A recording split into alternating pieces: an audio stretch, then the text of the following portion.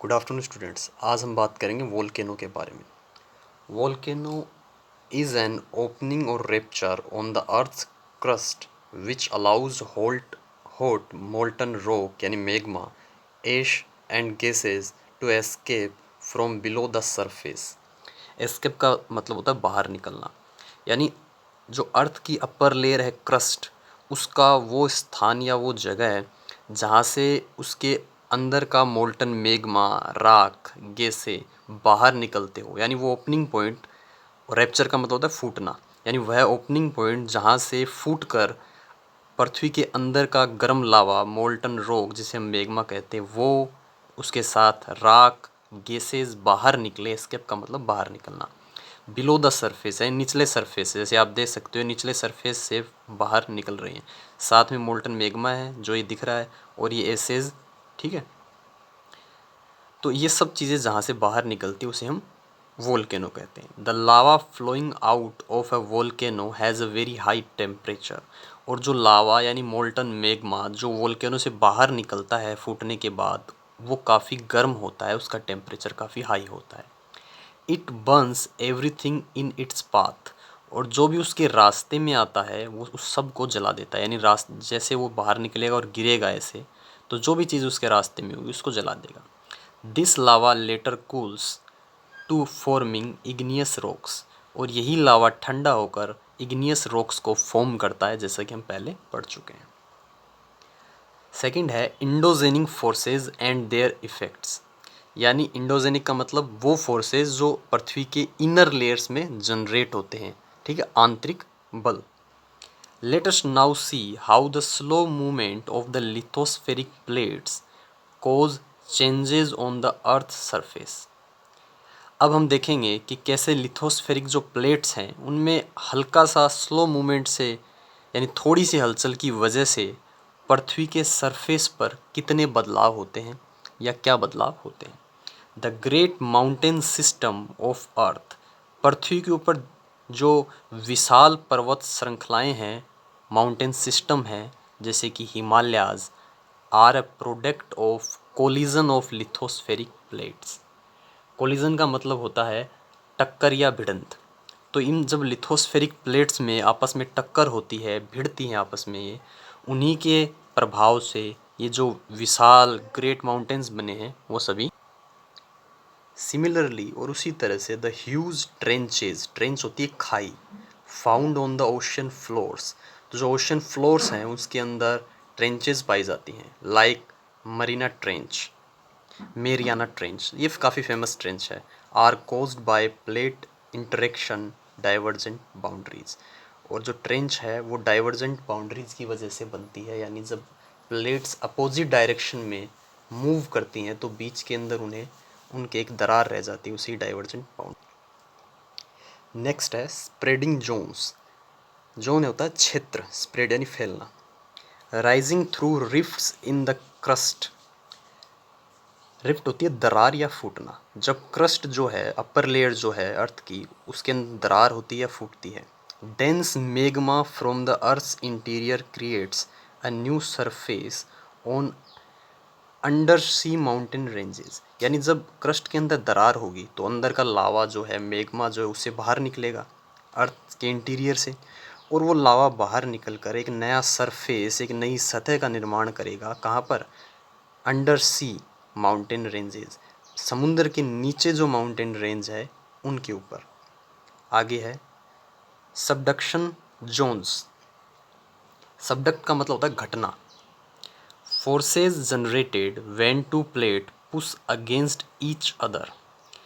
देखिए, जब दो प्लेटें आपस में एक दूसरे को धकेलती हैं, पुश करती हैं, तो उससे क्या होता है, एक ताकत जनरेट होती है, एक बल जनरेट होता है, फोर्स जनरेट होता है। Build mountains and cause earthquakes. और उन्हीं की वजह से माउंटेन्स क्रिएट होते हैं और अर्थक्वेक आता है। एंड वोल्केनोज, और वोल्केनोज बनते हैं, उनमें एरप्शंस होते हैं। देयर बाय, इसी प्रकार या इसी कारण से, adding new material to the continents. और हमारे कॉन्टिनेंट्स में एक नया मटेरियल ऐड हो जाता है, या तो वोल्केनो हो सकता है, या कोई अर्थक्वेक आ सकता है, या कोई नया माउंटेन क्रिएट हो सकता है। Exogenic forces. एक्सोजेनिक फोर्स मतलब इंडोजेनिक जो अंदर की तरफ से लगते हो, एक्सोजेनिक यानी बाहरी बल, ठीक है। एज मैंसन्ड अर्लियर, ये हम पहले भी पढ़ चुके हैं। Exogenic refers to process and phenomena. Phenomena होती है घटना, प्रोसेस यानी प्रक्रिया।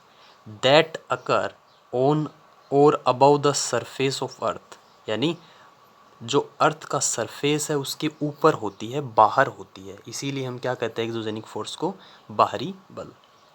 वेदरिंग, इससे वेदरिंग होती है, चट्टानों के अंदर पहाड़ों का कटाव होता है। ये मौसम वाला वेदरिंग नहीं है, यहाँ पर है पर्वतों का टूटना, माउंटेन्स का ब्रेक होना। एरेजन यानी कटाव। एरेजन जब आपने एग्जाम्पल पहले भी दिया था मैंने, कि जब बारिश होती है तो वो पानी बहता है तो ज़मीन के ऊपर नालियाँ जैसी बन जाती हैं, तो उसे एरेजन कहते हैं। सेडिमेंटेशन, नदियाँ अपने साथ माउंटेन्स की जो स्मॉल पार्टिकल्स होते हैं, छोटे छोटे कण होते हैं चट्टानों के, वो अपने साथ लेके आती हैं और उन्हें कहीं ना कहीं डिपॉजिट कर देती है, यानी उस मिट्टी को कहीं ना कहीं डिपॉजिट कर देती है, उसे ही कहते हैं sedimentation etcetera. Are exogenic process, ये सभी एक्सोजेनिक यानी बाहरी प्रक्रियाएं हैं। Let's discuss these in small detail. अब हम सब चीज़ों के बारे में हम डिटेल के अंदर, थोड़ी थोड़ी डिटेल के अंदर डिस्कस करेंगे। Weathering, it is the breaking down, it is the breaking down of rocks into smaller pieces by various natural agents। यानी जब चट्टानें जो हैं, रॉक्स जो हैं, जब वो स्मॉलर पीसेज में टूटती हैं, और तोड़ने के लिए कौन कौन जिम्मेदार होगा, विंड्स यानी हवाएं, वाटर, सनलाइट, टेम्परेचर वेरिएशन। जब टेम्परेचर में अप्स एंड डाउन्स आते हैं उसकी वजह से भी रॉक्स जो हैं वो टूटती हैं, तो इसे हम वेदरिंग कहते हैं। Erosion, it is removal and transportation of solid materials, यानी रिमूव करना, पहले तो चट्टानों से छोटे छोटे पार्टिकल्स और फिर उन्हें ट्रांसपोर्ट करना एक जगह से दूसरी जगह। सेडिमेंट, इसमें क्या क्या आते हैं, सेडिमेंट अगर एग्जैक्ट अर्थ देखें इसका मतलब होता है अवसाद, यानी वो छोटे कण चट्टानों के जो नदियाँ अपने साथ बहा कर लाती हैं। सोइल, कुछ मिट्टी भी लेके आएगी। रॉक, कुछ चट्टानें भी लेके आएंगी। एंड अदर पार्टिकल्स, दूसरे पार्टिकल भी अपने साथ वो लेके आएंगी इन द नेचुरल एनवायरनमेंट। और ये सब चीज़ें किस में होंगी, नेचुरल एनवायरनमेंट के। It is usually done by such agents, और ये भी किसके द्वारा किया जाता है, हवाओं के द्वारा, पानी यानी कि रिवर्स के द्वारा, एंड मूविंग आइस, और जो ग्लेशियर्स के अंदर आइस है उसके द्वारा। सेडिमेंटेशन, यहाँ पर इसी वर्ड को डिस्क्राइब किया गया है, sedimentation. It is the collection and deposition of grounded and naturally transported material, यानी जब नदियाँ कलेक्ट करती हैं अपने साथ रॉक पार्टिकल्स को और डिपॉजिट करती हैं, ठीक है, फिर उस डिपोजिशन की वजह से ग्राउंड का निर्माण होता है, मैदानों का निर्माण होता है, ठीक है। Landforms are affected by movement of water, ice and winds, और इसकी वजह से लैंडफॉर्म अफेक्ट होते हैं पानी के बहाव की वजह से, बर्फ़ की वजह से और हवाओं की वजह से। इसमें आपको ज़्यादा कुछ नहीं बताया गया है, बस इनको थोड़ा थोड़ा डिस्क्राइब किया गया है, तो जितना अपने को बुक में दिया गया है हम उसी के हिसाब से बात करते हैं। वाटरफॉल सबको पता होगा, जैसे कि डायग्राम के अंदर भी दिख रहा है अपने को।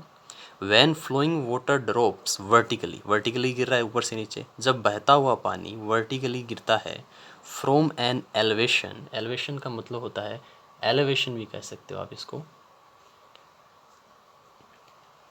As it flow over a steep region or a Cliff. Steep reason होता है ढालू स्थान, क्लिफ का मतलब ही वही है, यानी जब नदी बहती हुई आ रही और एक ये ढालू मैदान, यानी ढालू, सॉरी मैदान का मतलब क्षेत्र, और ये ढाल आया पहाड़ के अंदर और आगे कोई कुछ भी नहीं है तो ये पानी नीचे ही गिरेगा।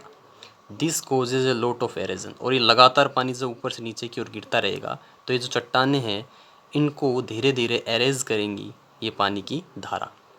As tons of water falls from great heights, और कंटिन्यूसली गिरता रहता है तो टनों पानी लगातार ऊपर से नीचे गिरता रहता है, तो जो फ्रिक्शन होता है, घर्षण होता है, इसकी वजह से यहाँ पर क्या होता है, एरेजन होता रहता है वाटरफॉल के पास। आगे आता है रिवराइन फीचर। रिवराइन फीचर यानी नदी के गुण।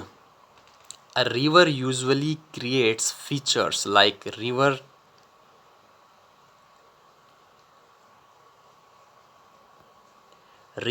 meanders, oxbow lake, food plain, levees, delta, etc. एक एक करके समझते हैं। meander का मतलब होता है मोड़, जैसे कि दिख रहा है ना, नदी बह रही है और इसमें कितने सारे मोड़ हैं, घुमाव है, तो meander कोई खास नहीं है, घुमाव को हम meanders कहते हैं। oxbow लेक यानी जब यू या सी शेप की कोई छोटी सी नदी कुछ समय के लिए, यानी बड़ी नदी में से थोड़ा सा पानी निकल के बाहर ऐसी शेप ले लेता है, उसे हम कहते हैं ओक्सबो लेक। ठीक है। फूड प्लेन, फ्लड प्लेन यानी वो मैदान जहाँ पर साल में 1 या 2 बार बाढ़ आ जाती है। ठीक है। लेवीज का मतलब होता है बांध। डेल्टा नदी के किनारे का स्थान जहाँ नदी समुद्र या किसी बड़ी झील के अंदर गिरती है। अब इनको वन बाय वन हम देखते हैं। मिएंडर यानी घुमाव या मोड़ को हम मिएंडर कहते हैं। ए मिएंडर इज ए बेंड, बेंड यानी होता है मोड़, इन द कोर्स ऑफ रिवर, जब नदी के बहाव में मोड़ आ जाए, घुमाव आ जाए, उसे हम मिएंडर कहते हैं। अ लार्ज लूप और curve in the course of flowing river is called meander. Loop का मतलब भी घुमाव, लार्ज यानी बड़ा, यानी बड़े बड़े घुमाव, कर्व का भी घुमाव ही होता है। तो ये कर्व जब आ जाते हैं नदी के बहाव के अंदर, कोर्स ऑफ रिवर होता है नदी का बहाव। Many such meanders can form at places, ये कई जगह पर बनते हैं। Specially where the hills begin to level down into plains, खासकर वहाँ जहाँ पर जो पहाड़ियाँ हैं वो धीरे धीरे ग्राउंड लेवल के ऊपर आ जाती हैं, यानी उनका ऊंचाई जो है वो कम होती है। अगला आता है ओक्सबो लेक, जब बड़ी नदी में से थोड़ा सा पानी या थोड़ी सी धारा निकल कर बाहर एक छोटी झील का आकार ले ले और उसकी शेप जो हो या तो यू जैसी हो या सी जैसी हो, और वो थोड़े समय तक ही रह पाती है क्योंकि उसका पानी जो है वो थोड़ा होता है, तो ऐसी लेक्स को हम ओक्सबो लेक कहते हैं। An oxbow lake is a shallow, shallow होती है जिसके अंदर पानी कम हो, गहरा कम हो। ठीक है। छिछला जिसे हम कहते हैं, जिसके अंदर पानी कम होगा और गहराई भी कम होगी। यू शेप्ड और C shaped body of water, यानी पानी का यू शेप या सी शेप की कोई बॉडी जो कम गहरी हो, formed when a wide meander form the main stream of river, जब ये बड़े बड़े meander बनते हैं तो इनमें से छोटा सा, जैसे इधर से कोई पानी निकल गया, इधर से कोई पानी निकल गया या इधर निकल गया, उनकी वजह से यू या सी शेप के ओक्सबो लेक बन जाते हैं। Is cut off the create a lake, यानी ये पानी की बड़ी नदी से अलग होकर सी शेप या यू शेप के अंदर जो आकृति बना देती है झील, उसे ओक्सबो लेक कहते हैं। This land form is called oxbow lake, और इसे ही हम ओक्सबो लेक कहते हैं, because of the distinctive curved shape that